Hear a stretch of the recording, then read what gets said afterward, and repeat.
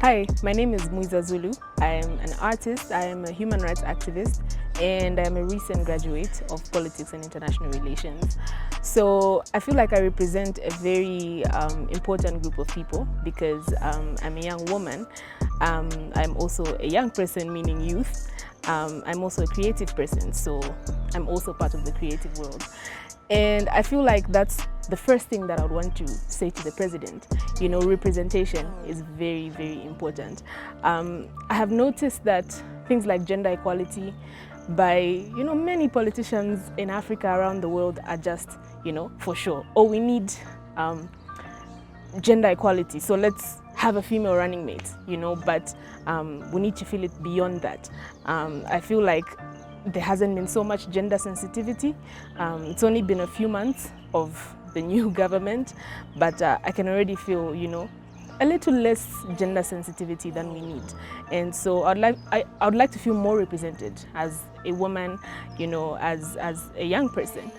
Youth representation also, because it's one thing to just, the last election was a young people election. It was young people. So many young people that lined up, woke up in the morning to go and vote. Young people getting involved in political conversations, which, we haven't seen much of in the past, but now we have, because young people have realized that, it's our country, and so we have to be part of the process. So we don't just end at voting. We would like to be part of the processes beyond the vote. And also I mentioned that I am also representing a creative sector. And I feel like as a creative, as an artist, particularly as a musician, I feel like for a long time, artists have survived. The sector has survived with very little help from the government or the president or things like that. In the last regime, for example, artists' involvement with the government was mostly for praise singing. You sing a campaign song for this politician and things like that. But beyond that, I feel like art can be a very sustainable, industry, sector. Places like Nigeria are thriving on art. Places like the United States, Hollywood, it's known for art because, what else is Hollywood apart from art? So, yeah, I feel like we need more investment in the non-formal, side of life. Yes, there's the formal people in formal employment, there's the business people, but we don't really feel like we have a place in either of them, So, yeah, I would love for the president to, understand that artists are also part of the country and can, contribute positively to the country. Well, see, I am very privileged to be one of those who actually went through education without much struggle. I went to a private university, which meant that, we were what people would consider the more privileged, group of university students. But, I have friends, family who, go to the University of Zambia, the Copper Belt University, and, one of the things that one of the promises that were made by this government were largely based on, well, not one, but some of them, were largely based on education. When we come into office, we will suspend loan repayment for students, things about meal allowances and things like that. And, it's genuinely a struggle. I'm happy, though, that in the recent past, we've seen the politicians, the president himself, the Minister of Finance talking about how there'll be more fair distribution of the bursaries, because we don't want people who can afford to go to school to be the ones, receiving the bursaries that should be given to people who can't afford to go to school. Children of who and who, shouldn't be the ones, benefiting from what is supposed to be benefited from by the poor. It's not just university, even primary education. There's a huge level of inequality, I should say, between urban and rural areas. Because when you go to a rural area, recently there was a post on Facebook and people were commenting with photos of schools that they think deserve to be helped, and it was heartbreaking. You look at the picture and you think, I can't believe someone, this is where they're getting their education. They sit on the floor. Some of them don't even have a floor. They just sit under the tree, and things like that. So I feel like there's a lot of work to be done in the education sector. And it's very important because, education is the key to success, as they say. Speaking from experience, I haven't had to be in the hospital, you know, but very recently with the whole COVID pandemic, my grandmother got COVID and she had to be hospitalized for a bit.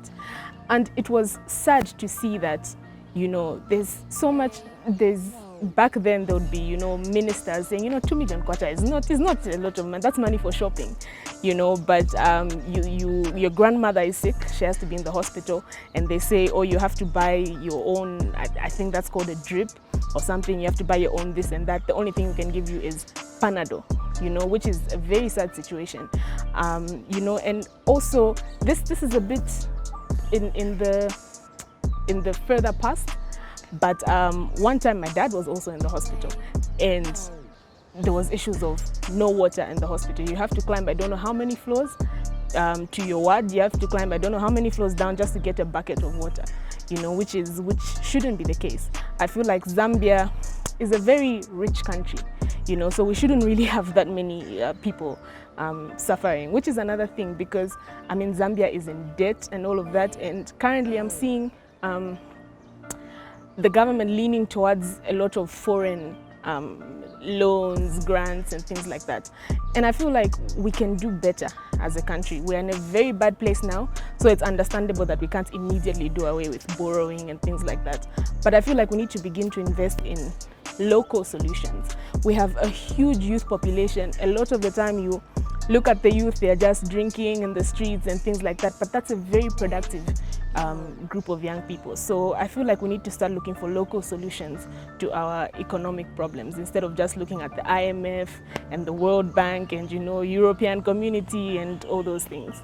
If I was stuck in a room with the president for 2 minutes, first of all, I'd probably ask him to give me just a few more minutes because I'd have so much to say. But I feel like one of the things I'm passionate about, which I've already spoken about, is representation.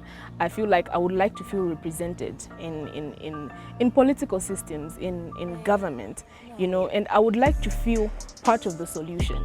You know, it's not just the president with the solutions, it's not just the IMF with solutions. You know, I would like to feel part of the solution to Zambia's problems, but that needs for him as the president and his government to enable me to have access to, you know, first of all the politicians themselves, because they are the decision makers.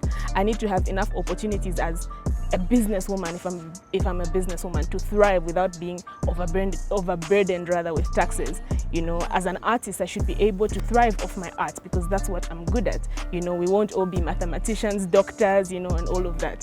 So basically, I would love for the president to create an environment where all of us can thrive and, you know, enjoy our work, enjoy our lives, and, you know, just, yeah, live with better conditions. No.